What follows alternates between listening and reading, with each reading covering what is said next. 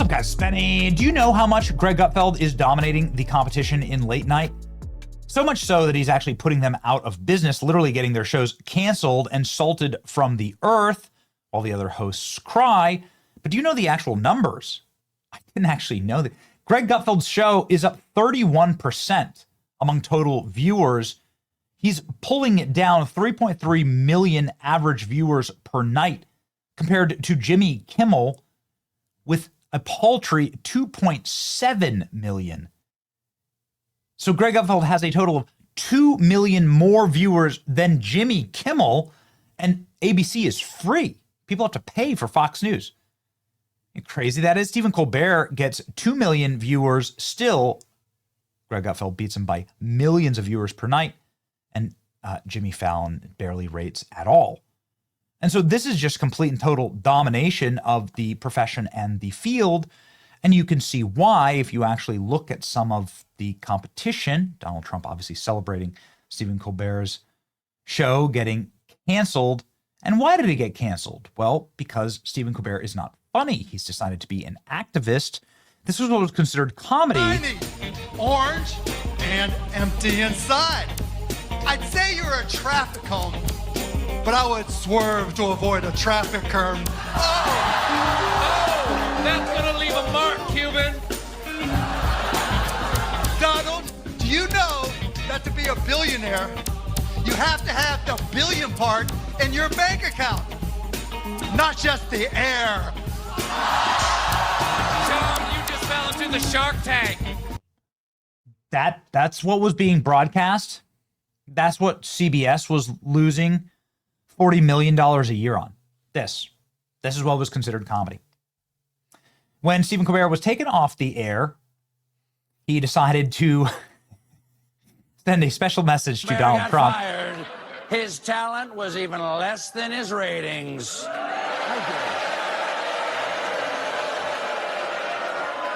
How dare you, sir? Would an untalented man be able to compose the following satirical witticism?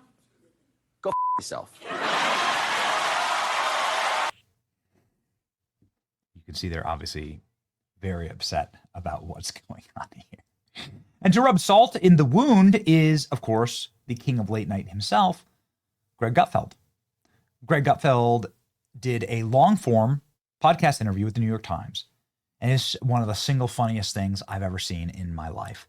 They started with asking Greg Gutfeld about the suspensions of Jimmy Kimmel, something that we are very, very proud of, for lying about Charlie Kirk's assassination and assassin, and also the canceling of Stephen Colbert's show, and Gutfeld's response is just perfect. With the biggest story in late night this year, or biggest stories, I should say, which are the impending cancellation of Colbert and Kimmel's suspension. Yeah.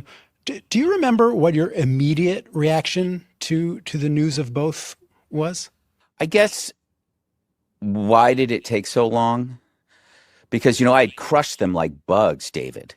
I'd crushed them and I'd thrown them into the wind, and they were still here. I call it entertainment welfare. The only reason why they were around for so long, despite the fact that their numbers were dropping, was the fact that they kind of towed the line. So I guess when I heard that they were gone, it really didn't surprise me because the numbers were saying it. I don't think it was political. I didn't know anybody, and I'm counting by many liberal friends who watched them. And I think it's because it wasn't entertainment anymore. It was more like a therapy session for people that were upset at the world. Greg Gutfeld doing something remarkable in that moment. Greg Gutfeld saying that he doesn't care. Instead of doing the mealy mouth, bitchy, limp dick, low testosterone, I respect and honor the sacrifices that have been made by Stephen Colbert and Jimmy Kimmel. And it is an assault on free speech to rip them off the air. No, instead of doing that humiliation ritual of debasement, and trying to, what you have to assume is effectively Greg Gutfeld like begging for a job at a major, at a different network, because that's what you do. What you do in that situation is you'd like lick the boots of ABC, CBS, or NBC. No, instead he's like, no, I've destroyed them. They were on welfare. They sucked. And that's true, by the way. Greg Gutfeld then going in hard on the question of who is nicer, the left or the right. And he was asked about this by the smug and sneering interviewer here. And the interviewer goes, well, Planned Parenthood doesn't think that people on the right are very nice, effectively like alleging that people on the right are too mean to the butchers of Planned Parenthood, to which Greg Gutfeld has the perfect response. But they're so polite. Though the ones I get, I'm telling you, man, the ones I get, it's like, Greg, we always respect your opinions, but I must ask you, please refrain from using the Lord's name in vain. And then they will try to, it's like Penn Jillette said to me, like he's an atheist. He's like, someone who works at Planned Parenthood might have a different opinion about how polite the religious. Well, I mean, they are killing children, so that's part of the game.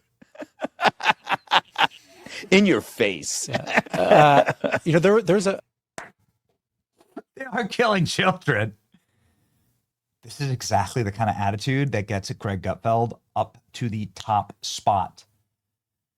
This is what comedy actually is. Comedy is supposed to be offensive and irreverent. It is intended to be something that smirks and sneers in the face of power, whether it's ABC or the New York Times, CNN, NBC. Greg Gutfeld absolutely destroys here and doesn't hold back. It's a wonderful thing to see. Kudos to Greg Gutfeld for giving the New York Times an extensive interview. This is a extended gotcha session, nakedly brazen. It should be taught in journalism classes. Nobody ever pressed Colbert about this. The way that Colbert and Kimmel have effectively been covering for and doing propaganda for the Democrat Party, they never get treated like this at all. No one ever asked them questions about it. They're just getting their shows canceled because the American people have chosen to cancel them. Not the networks, the American people. And they're turning to guys who have real irreverence against a system, a broken system, which is really what comedy is intended to be. A pressure release valve against broken systems. We like our comedians to be irreverent. We like our comedians to attack power structures. And that is what Greg Gutfeld does, and that is why he's successful. In closing, ladies and gentlemen, here's why Greg Gutfeld doesn't see other hosts as competition, because, well, he's already destroyed them.